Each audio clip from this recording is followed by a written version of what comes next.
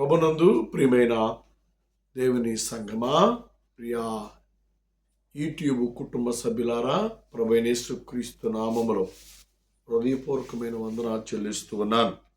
దేవుడిచ్చిన ఈ మంచి సమయాన్ని బట్టి ఈ పురాతన కాలంలో, ఈ ఉదయ కాలంలో దేవుని సన్నిధిలో, దేవుని సహవాసములో ఆయన ఆరాధించడానికి, ఆయన మాటలు వినడానికి దేవుడు మనకు గొప్ప సమయాన్ని, మంచి సమయాన్ని దేవుడు మనకిచ్చాడు. ఈ మంచి సమయంలో రక్షణ పొందుట, మన అంశము రక్షణ పొందుట.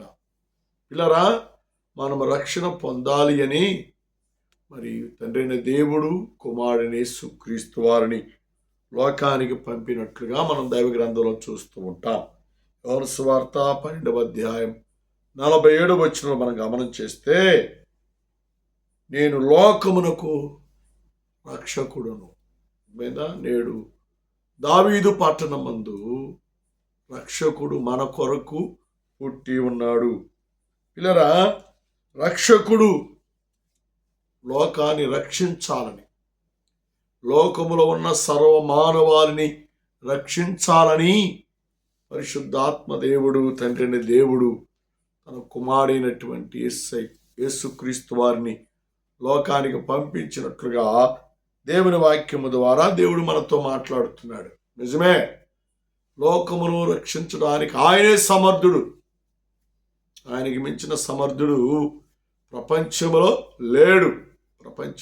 పిల్లల కారణం ఏంటి అంటే, దైవ గ్రంథంలో క్రీస్తు పుట్టక పూర్వము పరిశుద్ధాత్మ దేవుడు ఒక వ్యక్తితో మాట్లాడి, నీవు నినివేకు పో, నినివే పట్టణము దుర్మార్గతలు నిండిపోయింది, పాపముతో నిండిపోయింది, ఆ ప్రజలు భయంకర పరిస్థితుల్లో ఉండిపోయారు.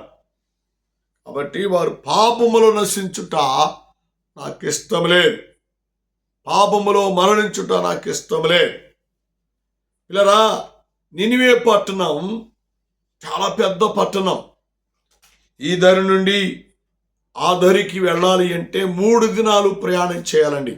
3 దినాలు ప్రయాణం చేయాలి.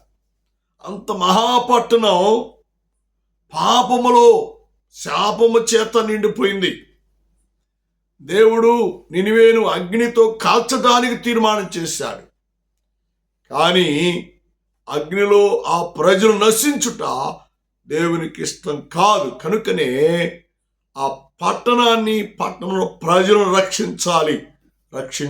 ఎంత గొప్ప ఆత్మ సంబంధమైన ఆలోచన అండి. నిజంగా పిల్లరా, దేవుడు కోపం వచ్చింది, నశింపచేయాలని ఆలోచించాడు. కానీ ఎవరు పాపములో నశించుట దేవునికి ఇష్టం కాదు. కనుకనే అందరిని రక్షించాలి అంటే రక్షణ సువార్తను అక్కడ ప్రకటన చేయాలి. దేవుని మహిమను అక్కడ వెల్లడిపరచాలి. మనం యోనా గ్రంథంలో 3వ అధ్యాయంలో మనం గమనం చేస్తే, ఇలా మొదటి వచనం నుండి మరి 7వ వచనం వరకు మనం జ్ఞాపకం చేసుకుంటే, ఇలా అల్పులేమి గనులేమి రాజులు సైతం ప్రియులరా యోనా దేవుని సువార్తను ప్రకటించినప్పుడు, దేవుని వాక్యమును ప్రకటించినప్పుడు, దేవుని గురించిన సంగతులు వారికి వివరించినప్పుడు పిల్లరా అందరూ గోని పట్ట కట్టుకొని దేవునికి స్తోత్రం, హల్లెలూయా. వారు దేవుని సన్నిధిలో భయభక్తులు కలిగారట. వారి మనస్సులు మార్చుకున్నారు, వారి ఆలోచన మార్చుకున్నారు, వారి స్థితిగతులు మార్చుకున్నారు, వారి విధి విధానాలు మార్చుకున్నారు. ఆచారాలు మానుకున్నారు, అలవాట్లు మానుకున్నారు, దుర్వ్యసనాలు మానుకున్నారు. అన్ని మానుకొని యోనా దేవుడు ఏమి చెప్పమన్నాడో ఆ సంగతులు వారికి బోధించినప్పుడు ఉపవాసాలు ఉన్నారంటండి. ఈ దినాన్ని చాలా మంది అండి ఇంకా ఆచారాలు అనుభవిస్తూనే ఉన్నారు. ఆచారాలు. దేవుడు నిజ రక్షకుడు, ఆయనను కలిగి జీవించమని దేవుని వాక్యం దేవుడు చలవిస్తూ ఉంటే మనోళ్ళు ఏం చేస్తారో తెలుసా? దేవుని చిత్తాన్ని, దేవుని వాక్యాన్ని ప్రక్కన పెట్టి పిల్లరా ఇంకా లోకాచారాల్లో కొనసాగుతూ ఉన్నారు. ప్రార్థనకు వస్తారు, ప్రార్థన చేస్తారు, కానీ పిల్లరా ముహూర్తాలు చూసుకుంటారు. ఏదైనా చిన్నపాటి ఇల్లు కట్టుకొని దేవుని మహాకృపను బట్టి చిన్నపాటి ఇల్లు కట్టుకోవడానికి దేవుడు సహాయం చేసి దేవుడి కృప చూపిస్తే దేవుని ప్రక్కన పెడతారు. ఎవరిని? సిద్ధాంతం దగ్గరికి వెళ్ళి సిద్ధాంతం కనుక్కుంటారు. దేవుని మహాకృపను బట్టి దేవుడు ఆశీర్వదించి సంతానం ఇస్తే వారికి పెళ్లి చేయడానికి కూడా ముహూర్తాలు చూస్తూ ఉన్నారు. ఎంత దౌర్భాగ్యం అండి! మా నినివే పట్టణ ప్రజల్లో ఏ సిద్ధాంతాలు ఉన్నాయో, ఏ మూఢనమ్మకాలు ఉన్నాయో, ఇప్పటికీ అదే మూఢనమ్మకంతో నువ్వు కొనసాగుతున్నావు. అందుకని నినివేని దేవుడు అగ్నితో కాల్చడానికి ఇష్టపడి కూడా వారిని మరణిస్తే దేవునికి వారు దూరస్తులైపోతారు, నరకానికి వెళ్ళిపోతారు. వాళ్ళు ఎలాగైనా రక్షించాలి. ఒక అవకాశం దేవుడు యోనా ద్వారా నినివే పట్టణానికి ఇచ్చాడు. ఈరోజు కూడా నీకు కూడా మంచి అవకాశాలు దేవుడు నీకు ఇస్తా ఉన్నాడు. అవకాశాలు ఇచ్చే దేవుని సువార్త నీకు సమీపంగా తీసుకొచ్చాడు. దేవుని వాక్యం నీకు దగ్గరగా తీసుకొచ్చాడండి. దేవునామానికి మహిమ ఘనత కలుగునుగాక. మరి దేవుడు ఎంతగానో ప్రేమించి నీకు సమీపంలో నీ దగ్గరగా దేవుని మందిరాలు నిర్మాణం చేశాడు. నీకు చాలా సమీపముగా దేవుని సువార్త వినబడుతుంది, దేవుని మాటలు వినబడుతున్నాయి. నినివే పట్టణ ప్రజలు ఆలోచన మార్చుకొని, వారి తలంపులు మార్చుకొని, వారి క్రియలు మార్చుకొని, వారి దుర్మార్గతను విడిచిపెట్టి దేవుని వాక్యానికి లోబడినట్లుగా నువ్వు లోబడితే నినివే పట్టణ ప్రజలను రక్షించిన దేవుడు నిన్నును నీ ఇంటి వారిని రక్షిస్తాడు అని దేవుని వాక్యము ద్వారా దేవుడు మనకు జ్ఞాపకం చేస్తూ ఉన్నాడు. కాబట్టి పిల్లరా, చాలా మందిని ఇంకా మూర్ఖంగానే ఉంటున్నారు, మూర్ఖంగా ప్రవర్తిస్తున్నారు, మూర్ఖంగా జీవిస్తూ ఉన్నారు. ఎంత దౌర్భాగ్యం అండి! వ్యర్థమైన వాటి వరకు ప్రయత్నిస్తున్నారు, వ్యర్థమైన వాటి కొరకు ప్రయాసపడుతున్నారు. అలా ఉండవద్దు అని దేవుని వాక్యము ద్వారా దేవుడు మనకు జ్ఞాపకం చేస్తూ ఉన్నాడు. దేవుని నామానికి మహిమ ఘనత కలుగునుగాక. కాబట్టి పిల్లరా, నినివే పట్టణ ప్రజల మీద దేవుని కోపమును పిల్లరా చల్లారడానికి యోనాను దేవుడు పంపించాడు. ఈరోజు కూడా దేవుని సేవకులను నీ యొద్దకు పంపిస్తున్నాడు. దేవుని వర్తమానం నీ యొద్దకు వస్తూ ఉంది, దేవుని మాటలు నీ యొద్దకు వస్తూ ఉన్నాయి. వింటావా? విని మారుతావా? మనసు మార్చుకుంటావా? అలా మార్చుకుంటే లోక రక్షకుడు నిన్ను రక్షిస్తాడు,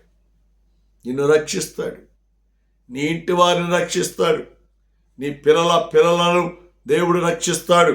నీ జీవితంలో దేవుడు గొప్ప కార్యం జరిగిస్తాడు. అది ఎప్పుడు అంటే దేవుని మాట వినాలి. దేవుని నామమున స్తోత్రం, హల్లెలూయా. కానీ ఈయన నినివే పట్టణ ప్రజలు కోపిష్టులని, గర్విష్టులని, తిరుగుబాటు చేసే స్వభావము గలవారని యోనాకు తెలిసి, అమ్మ బాబు, దేవుడు ఏదో చెప్పాడు, ఆడికెళ్తే వాళ్ళు నన్ను చంపేస్తారు, ప్రాణాలతో ఉండనీరు, ఆడికి వెళ్ళలేనని చెప్పి నినివేకి రావలసిన యోనా తార్షీషుకు వెళుతున్నాడండి. దేవుడు ఒక వర్తమానాన్ని చెప్పమని నీకు చెప్పినప్పుడు పిల్లరా భయపడకూడదు, వెళ్ళిపోవటమే. వెళ్ళి దేవుడు ప్రేరేపణ బట్టి, దేవుడిచ్చినటువంటి నడిపింపును బట్టి మనం వెళ్ళి సువార్తను ప్రకటించినప్పుడు అక్కడ దేవుడు గొప్ప కార్యం జరిగిస్తాడు. దేవునికి స్తోత్రం, హల్లెలూయా. నినివే ప్రజలను దేవుడు రక్షించాలని ఆశపడి యోనాని పెట్టుకుంటే యోనా ఏం చేశాడు తెలుసా? తార్షీషుకు బయలుదేరాడండి. ఎంత భయంకరం, ఎంత దౌర్భాగ్యం అండి! తార్షీషుకు బయలుదేరి వెళ్తూ ఉంటే దేవుడు మళ్ళీ ఏం చేశాడు తెలుసా? యోనాను నినివేకి తేవాలని దేవుడు భయంకరమైన గాలి తుఫాను వచ్చేసింది. వాడు యజమాని అంటున్నాడు, అబ్బాయ్, మనం ప్రమాదములో ఉన్నాం, సముద్రంలో మనం మునిగిపోయే స్థితిలోకి వెళ్ళిపోయాం, కాబట్టి మీరు లేవండి, మీ దేవునికి మీరు ప్రార్థన చేయండి. అందరినీ ఓడ యజమానిలు లేపుతా ఉన్నాడు. కానీ యోనా ఓడ అమరములో అడుగు భాగము నిద్రపోతా ఉన్నాడు. అతని ఎద్దకు వెళ్ళి అంటాడు, ఓ ఈ నిద్రపోతా, లే, మేల్కో. ఈ దేవుని ప్రార్థన చేయి. యోనా అన్నీ తెలిసినవాడు కనుక ఓడ యజమాని చేస్తాడు, అబ్బాయ్ ప్రార్థన చేయడం కాదు, సముద్రం పొంగుతుంది, ఆ పొంగు చల్లారాలి అంటే ఎవరో ఒకరిని బలిగా ఇచ్చేయాలి, అందరి పేర్లు రాద్దాం. తెలివి కలిగిన వాడు యోనా. అందరి పేర్లు రాసి సీటీ వేస్తే ఎవరి పేరు వచ్చింది? యోనా పేరే వచ్చిందండి. యోనా పేరు వస్తే ఎత్తి సముద్రంలో పడేశారు. కానీ యోనా కొరకు దేవుడు ఒక శాపను ఏర్పాటు చేశాడు. గొప్ప శాప పిల్లరా, ఎంత ఆశ్చర్యకరమైన దేవుడు పిల్లరా. నశించుతున్న ఆత్మలను రక్షించడానికి దేవుడు ఎన్ని ప్రణాళికలు సిద్ధం చేశాడో చూడండి. యోనాకు చెప్పానులే, పోతే పోతాడు, లేకపోతే లేదని దేవుడు చూస్తూ ఉన్నాడా? లేదండి. యోనా మార్గము తప్పి, యోనా దేవుని చిత్తాన్ని తిరస్కరించి, దేవుని మాటను వ్యతిరేకించి ప్రయాణం చేస్తూ ఉంటే యోనాకు బుద్ధి చెప్పి 2 చెవులు పట్టుకొని, 2 చేతులు పట్టుకొని, 2 కాళ్ళు పట్టుకొని ఎత్తి సముద్రంలో పడేస్తే చేప మింగిందండి. యోనా ద్వారా ఎట్లయినను నినివే పట్టణ ప్రజలను నేను రక్షించాలి. ఎందుకంటే ఆయన లోకరక్షకుడు, లోకాన్ని రక్షించేవాడు. నినివే పట్టణాన్ని కూడా రక్షించలేకపోతే ఇంకా లోకాన్ని రక్షిస్తాడు. క్రీస్తు పుట్టక పూర్వమే తండ్రి అయిన దేవుని యొక్క ప్రణాళిక అండి ఇది. తండ్రి అయిన దేవుని యొక్క ఏర్పాటు ప్రకారం నినివే పట్టణ ప్రజలను రక్షిస్తున్నట్లుగా దైవ గ్రంథము ద్వారా దేవుడు మనతో మాట్లాడుతున్నాడు. దేవునికి స్తోత్రం. హల్లెలూయా. కాబట్టి పిల్లరా, ఎవరు నశించుట దేవునికి ఇష్టం కాదు. ఈరోజు యోనా అలాంటి సేవకులు పిల్లరా, చెప్పమన్న మాట చెప్పకుండా, ప్రకటించమన్న సువార్తను ప్రకటించకుండా, స్వలాభముతో కూడినటువంటి, స్వార్థముతో కూడినటువంటి సువార్త పరిచర్య చేస్తూ ఉన్నారు. ఎంత దౌర్భాగ్యం, ఎంత అవివేకం అండి. యోనా స్వార్థంతో, స్వలాభముతో ఆలోచన చేశాడు. తార్షీషు అంటే వ్యాపార కేంద్రం, మహాపట్టణం. ఇప్పుడు సముద్రం ఒడ్డున ఉన్నటువంటి మహాపట్నంలో బాంబే మహాపట్టణం, వ్యాపార కేంద్రం. తార్షీషులో శిల్పకారులు ఉంటారు. తార్షీషులో అన్ని వ్యాపారాలు జరుగుతూ ఉంటాయి. పెద్ద పెద్ద వ్యాపారాలు, భయంకరమైన పరిస్థితులు ఆడుంటాయి. అన్ని దొరుకుతాయండి, దొరకందంటూ ఏముండదు. అలాంటి మహాపట్నాన్ని ఎన్నుకొని నినివేకి పోకుండా తార్షీషుకు వెళ్తుంటే దేవునికి కోపం వచ్చి మళ్ళా నినివేకి దేవుడు తీసుకొచ్చాడు. కారణం ఏంటి అంటే దేవుని సంకల్పం, దేవుని చిత్తం ఏంది అంటే నినివే రక్షించబడాలి. నినివే ప్రజలు రక్షించబడాలి. ఈ పట్టణం కూడా తక్కువైంది కాదండి. ఈ పట్టణమునకు ఈ దరి నుండి ఆ దరి కనగా తూర్పు నుండి పరమడికి పోవాలి అంటే 3 దినములు ప్రయాణం అంట. 3 రోజులు ప్రయాణం. విజయవాడ నుంచి చెన్నై వెళ్ళాలి అంటే నడుచుకుంటూ వెళితే 2 రోజులు, లేకపోతే 3 రోజులు, అంటే సుమారు 450 కిలోమీటర్లు. పిల్లరా, అంత మహాపట్నంలో ఎంతమంది ఉంటారు ఏమండి? మన ప్రదేశం, మన చీరాల మనం గమనం చేస్తే, మన నియోజకవర్గం ఏటపాలెం మండలం, చీరాల మండలం, చీరాల టౌన్ మనం గమనం చేస్తే 185,000 మంది ఓటు హక్కు లేనటువంటి ప్రజలు, పిల్లలు, చిన్నపిల్లలు, యవనస్తులు, ఇంకా ఓటు హక్కు రాని వాళ్ళు ఇంకా చాలామంది ఉంటారండి. సుమారు 2,50,000 మంది లేకపోతే 3 లక్షల మంది ఉంటారు. ఇంత చిన్న పరిమాణంలోనే ఇన్ని లక్షల మంది ఉంటే 3 దినాలు ప్రయాణం చేసే అంత పరిమాణంలో ఇంకెంతమంది ఉంటారు? ఎంత జనాభా ఉంటుంది? మరి అంతమంది పాపములో మరణించుట దేవునికి ఇష్టం కాదు. అందరూ రక్షణ పొందాలి. ఆయన పేరే లోకరక్షకుడు, లోకాన్ని రక్షించడానికి వచ్చినవాడు. కాబట్టి ఆయనతో నువ్వు ఉండాలని దేవుడు కోరుకుంటున్నాడు. నువ్వే ఉంటలా, యోనాలాగా పారిపోతున్నావు, భయపడుతున్నావు. అలా ఉండవద్దండి. అలా ఉండవద్దు అని దేవుని వాక్యము ద్వారా దేవుడు మనకు జ్ఞాపకం చేస్తూ ఉన్నాడు. దేవునికి స్తోత్రం. యోహాను సువార్త 4:42 అంటాడు చక్కని మాట, ఈయన నిజముగా లోక రక్షకుడే. చూయిందా? ఈయన నిజముగా లోక రక్షకుడు. కాబట్టి నినివే పట్టణ ప్రజలు నశించుట దేవునికి ఇష్టం కాక తార్షీషుకు పోతున్నటువంటి యోనాను వెనకకు తీసుకొచ్చి సువార్తను ప్రకటిస్తుండగా, వాక్యమును బోధిస్తుండగా, దేవుని సంగతులు వివరిస్తూ ఉండగా పిల్లరా వారందరూ మార్పు చెందారట. హల్లెలూయా, హల్లెలూయా. వారందరూ పిల్లరా, రాజులు సైతం కూడా గోనె పట్టగట్టుకుని బూడిదలో కూర్చున్నారట. యోనా ఆలోచన చేసిన ప్రజలు వేరు, దేవుని వాక్యము ప్రచురించబడిన తర్వాత, ఆత్మీయతను బోధించిన తర్వాత వారిలో మార్పు వచ్చిన ప్రజలు వేరు పిల్లరా. దేవునికి స్తోత్రం. అదే అపొస్తలుడు పౌలు అంటాడు, పూర్వము నేను హింసకుడును, దోషకుడును, హానికరుడను, కానీ దేవుడు నన్ను దర్శించిన తర్వాత, దేవుని కొరకు నేను పట్టబడిన తర్వాత, నా మటుకు నేను బ్రతుకుడు నాకు లాభము కాదు, కానీ క్రీస్తు కొరకు మరణించుట నాకు లాభం. ఆమేన్, హల్లెలూయా. ఎంత మార్పు అండి, ఎంత మార్పు.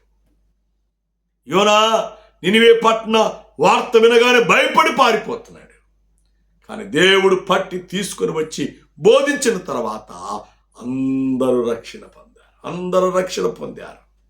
అందరూ దేవుడిని యెహోవాను సొంత దేవునిగా వారు స్వీకరించారు. సర్వశక్తి కలిగిన దేవునిగా వారు ఆహ్వానించారు.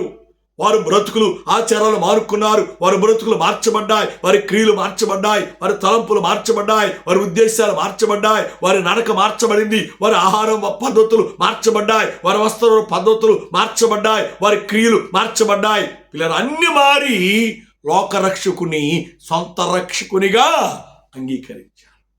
హల్లెలూయా, హల్లెలూయా. ఏమంటే ఒక్క యోనా ప్రకటన చేస్తే 3 దినాలు ప్రయాణం చేసి అంత విశాలమైన పట్టణంలో ఉన్న ప్రజలందరూ దేవుని కలిగి జీవించారు. ఒక్క యోనా. ఈ రోజున ఎంతమంది యోనాలను దేవుడు పంపించాడు. ఒక గ్రామంలోనే 200 మంది, చీరాలపట్నం, చీరాల నియోజకవర్గం 280 మంది సువార్థికులు ఉన్నారండి. ఎంతమంది చేత సువార్తను దేవుడు ప్రకటిస్తూ ఉన్నాడు. ఆంధ్ర రాష్ట్రంలో వేల కొలది మంది దేవుని సేవకులు ఉన్నారు. ఇండియా దేశంలో లక్షల కొలది దేవుని సేవకులు ఉన్నారు. యోనా లాంటి దేవుని సేవకులను దేవుడు పంపిస్తున్నాడు. వారు బోధిస్తున్నారు, వారు ప్రార్థిస్తున్నారు, వారు ప్రకటిస్తున్నారు. కానీ ఎననొల్లని ప్రజలుగా ఉండిపోతూ ఉన్నారు. ఎననొల్లని ప్రజలుగా, కఠినులుగా ఉన్నారండి. ఇంతకాలము నిర్లక్ష్యం చేస్తే నువ్వు రాబోయే ఉగ్రతను ఎలాగూ తప్పించుకుంటావు అని దేవుని వాక్యము ద్వారా దేవుడు మనకు జ్ఞాపకం చేస్తున్నాడు. సహోదరుడా, సహోదరి, ప్రియ తమ్ముడా, ప్రియ అన్న, ప్రియ అక్క, ప్రియ చెల్లి, చేతులు జోడించి మనం చేస్తున్నాను. మీరు రక్షణ పొందాలి, రక్షించబడాలి. అదే దేవుని యొక్క ఉద్దేశం. పిల్లరా, నువ్వు రక్షణ పొందితే దేవుడు సంతోషిస్తాడు. నువ్వు రక్షణ పొందితే ఆ భయంకర నరక కోపము నుండి నువ్వు రక్షించబడతావు, నరకము నుండి విడుదల పొందుతావు. అందుకే ఆయన రక్షకుడని దేవుని వాక్యము ద్వారా దేవుడు మనకు జ్ఞాపకం చేస్తుంది. ఇదే యోహాను సువార్త 3:17 చూసినట్లయితే కుమారుని ద్వారా రక్షణ నీకు అనుగ్రహించబడుతుంది. కుమారుడైన యేసుక్రీస్తు ద్వారా రక్షకుడు. క్రిస్మస్ పండుగ అండి. పండుగ దినాల్లో మనం ఉన్నాం. క్రిస్మస్ అనగా నీ పాపములను నీ అపరాధములను క్షమించువాడు లోకంలో జన్మించాడు కాబట్టే ఇది ఆత్మ సంబంధమైన క్రిస్మస్. రక్షకుడు నీ కొరకు పుట్టాడు. దేవునికి స్తోత్రం, హల్లెలూయా. కానీ పిల్లరా, ఆచార సంబంధమైన పండుగను జరుపుకుంటున్నావు కానీ ఆత్మీయతలో రాలేకపోతావు. అలవాటు సంబంధమైన పండుగను జరుపుకుంటున్నావు కానీ నిజ రక్షకుని నీ జీవితంలోనికి నీ హృదయంలోకి నువ్వు ఆహ్వానించలేకపోతున్నావు. అలా ఉండవద్దు అని దేవుని వాక్యము, దేవుడు నీతో మాట్లాడుతూ ఉన్నాడు. నినివే పట్టణ ప్రజలను రక్షించిన దేవుడు నిన్ను రక్షించాలని ఇష్టపడుతున్నాడు. సర్వ మానవాళిని రక్షించాలని ఆశపడుతున్నాడు, ఇష్టపడుతున్నాడు. దేవుని వాక్యము కక్ష ద్వారా భిక్ష ద్వారా కానివ్వండి, దేవుని వాక్యం ప్రకటించబడుతుంది. ఇప్పుడు ఉన్నటువంటి పరిస్థితులను బట్టి దేవుని సువార్తకు ఎన్నో ఆటంకాలు వస్తూ ఉన్నాయి. అనేక మంది ప్రజలు రక్షణ పొందడానికి దేవుడు అనేక మంది దేవుని సేవకులను సిద్ధపరిచి పంపిస్తామంటే సువార్త ప్రకటన చేయకుండా ద్వారాలు మూయబడుతున్నాయి. రక్షించబడకుండా ఎన్నో ఆటంకాలు ప్రియులరా నీకు వస్తూ ఉన్నాయి. కాబట్టి ఎంత గొప్ప రక్షణను నిర్లక్ష్యం చేయబాకండి. ఇదే మిక్కిలి అనుకూల సమయము, ఇదే రక్షణ దినము. కాబట్టి ప్రియులరా, నినివే పట్టణ ప్రజలను రక్షించిన దేవుడు నిన్ను కూడా రక్షించాలని ఇష్టపడుతున్నాడు. నిన్ను కూడా ఆయన సొంత బిడ్డగా చేసుకోవాలని దేవుడు ఇష్టపడతామన్నాడు. మారుతావా? నీ మనసు మార్చుకొని రక్షణలోకి వస్తావా? రక్షించబడతావా? సంఘములు చేర్చబడతావా? దేవుని స్వార్థకు లోబడి దేవుని చిత్తానుసారముగా నువ్వు నీ జీవితాన్ని కొనసాగిస్తావా? అలాగుంటే నినివే పట్టణాల ప్రజలను కాపాడిన దేవుడు నిన్నును నీ ఇంటి వారిని దేవుడు కాపాడుతాడు. దేవుని కృప, దేవుని కాపుదల నీకు తోడుగా ఉంచుతాడు అని ప్రభు పేరట ప్రభు నామములో మనం చేస్తున్నాం. అటు కృప, అటు సమాధానం దేవుడు నీకు దయచేసి ఆయన రక్షణ నడిపించి బలపరచును గాక. ఆమేన్, ఆమేన్, ఆమేన్. ప్రార్థన చేద్దాం. కృపామయుడ, ప్రేమికుడు మా తండ్రి, ఇంతవరకు నీ వాక్యము ద్వారా నీ మాటల ద్వారా మీరు మాతో మాట్లాడారు. అందుకే నీకు వందనాలు, స్తోత్రాలయ్యా. ఇంతమంది వాక్యాన్ని నీరుగట్టండి, ఫలింపదాచి వాక్యానుసారం నడుచున్నట్లుగా జీవించినట్లుగా నీ బిడ్డలు మీరు బలపరచమని, మీ కృప చేత ఆదరించి కనికరించమని, ఈ టీవీ కుటుంబ సభ్యులను అందరినీ కూడా ఆశీర్వదకరంగా మీరు చేయమని, బలపరిచి తోడుగా ఉండమని యేసుని వచ్చినాము తండ్రి. ఆమేన్, ఆమేన్, ఆమేన్. పిల్లరా, మరి ఇంకను దేవుని వాక్యం విని ఆత్మీయ మేలు పొందాలి అంటే, దేవుని యొక్క ఆశీర్వాదాలు పొందుకోవాలి అంటే రండి. మరి మా చీరాల్లో 3 స్థలాల్లో చర్చెస్ ఉన్నాయి. రండి, దేవుని వాక్యాన్ని వినండి. ఆత్మీయ మేలు, ఆత్మీయ దీవెనలు, ఆశీర్వాదాలు మీరును మీకు ఇంటివారు పొందుకోవాలి అని ప్రభు పేరట ప్రభు నామములో మనం చేస్తున్నాను. ఇలా ప్రతి ఆదివారం మరి 3 స్థలాల్లో ఆరాధన జరుగుతూ ఉంది.